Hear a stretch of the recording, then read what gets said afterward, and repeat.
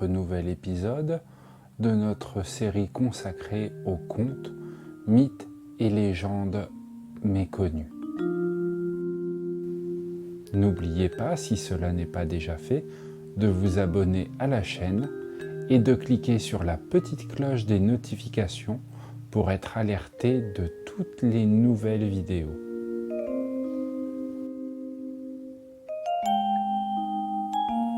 Merci à Abdel pour la musique. Vous allez pouvoir écouter aujourd'hui un nouveau conte dit par Nasreddine.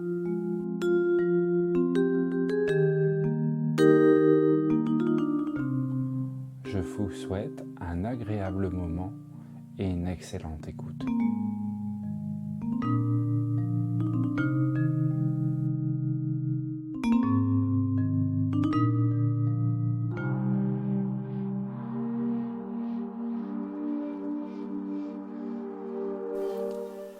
Anasaka Ji-san, l'homme qui faisait refleurir les arbres morts.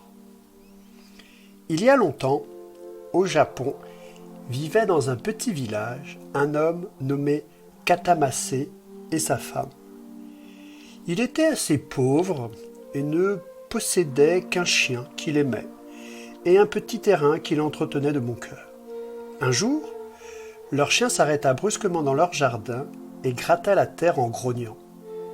Katamase, qui était en train de bêcher non loin, s'approcha et creusa l'endroit indiqué par son fidèle ami. Quelle ne fut pas sa surprise lorsqu'il ressortit une botte remplie de pièces d'or. Il la ramena à son logis et grâce à elle, le couple put se nourrir tout l'hiver sans manquer de rien. Leur voisin nommé Yakate, qui, caché derrière une haie, avait tout vu, rapporta l'histoire à sa femme. Yakate vint ensuite trouver Katamase et lui demanda s'il pouvait lui prêter son chien.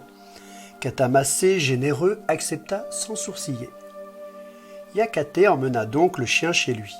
Sa femme, pour tenter d'amadouer l'animal, lui proposa une gamelle pleine de viande fumante. Cependant, le chien n'ayant reçu que des coups de bâton de leur part, se méfia et ne toucha pas la gamelle. Après un moment, Yakate mena le chien dans le jardin et lui dit de chercher un trésor. Mais le chien resta immobile malgré les emportements de l'homme. Celui-ci, furieux que le chien ne lui obéisse pas, le secoua violemment par le collier jusqu'à ce que le pauvre animal gratte faiblement le sol. Yakate s'empressa de creuser l'endroit désigné par le chien, mais ne trouva que des débris de verre et d'argile. Yakate, emporté par sa colère, tua la pauvre bête à grands coups de pelle. Le lendemain, Katamase, ne voyant pas revenir son chien, se rendit chez Yakate pour lui demander où était son compagnon à quatre pattes.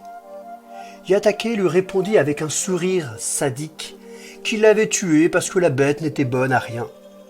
Katamase retourna donc chez lui en emportant la dépouille de son compagnon et l'enterra au pied d'un grand sapin.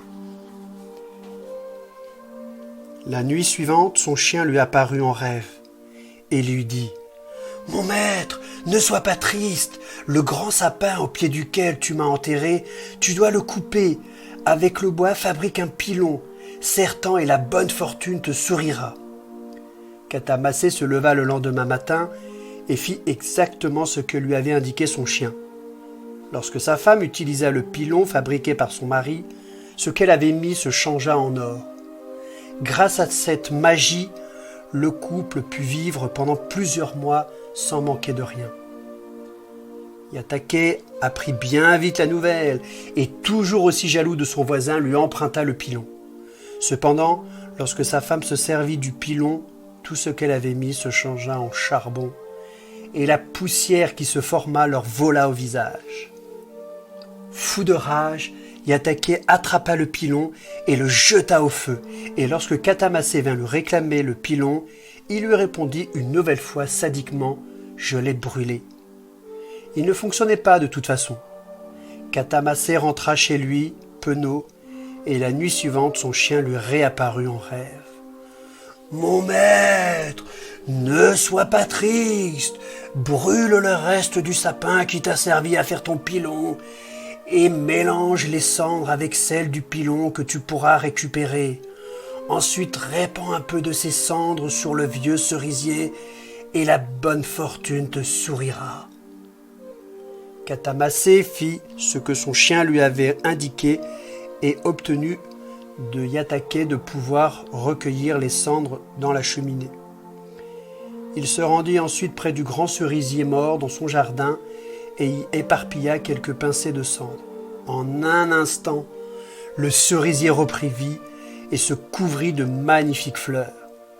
Katamasé appela sa femme et tous deux, trop heureux de cette magie, s'en allèrent à travers la campagne en criant qu'ils pouvaient faire refleurir les arbres morts.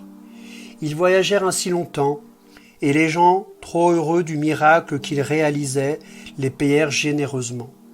La nouvelle parvint aux oreilles du daimyo de la région, et les fit venir.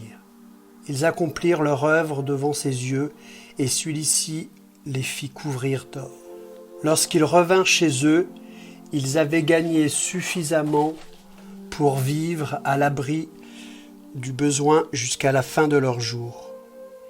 Yatake, jaloux une nouvelle fois, ramassa les cendres qui restaient et s'enfuit à travers la campagne avec sa femme en clamant lui aussi pouvoir faire refleurir les arbres morts. Le daimyo, en entendant parler de lui, le fit venir à son tour. Cependant, les arbres restèrent des arbres morts, malgré une couche considérable de cendres que jetait Yatake sur les arbres. Voyant que ça ne fonctionnait pas, celui-ci s'énerva et lança de plus en plus de cendres qui finirent par arriver dans le visage et les yeux du daimyo. Ce dernier, furieux, les fit chasser du palais à coups de bâton. Lorsque Katamasé vit revenir Yatake et sa femme, il alla les trouver et en apprenant leur aventure, les réprimanda gentiment pour leur cupidité avant de leur offrir un peu de sa richesse. Yatake et sa femme reconnaissant, reconnurent qu'ils avaient été malhonnêtes et qu'on ne les y reprendrait plus.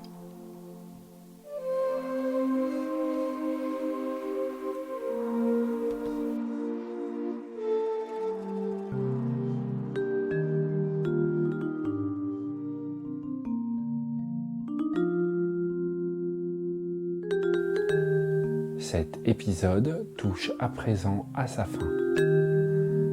J'espère que vous avez passé un agréable moment.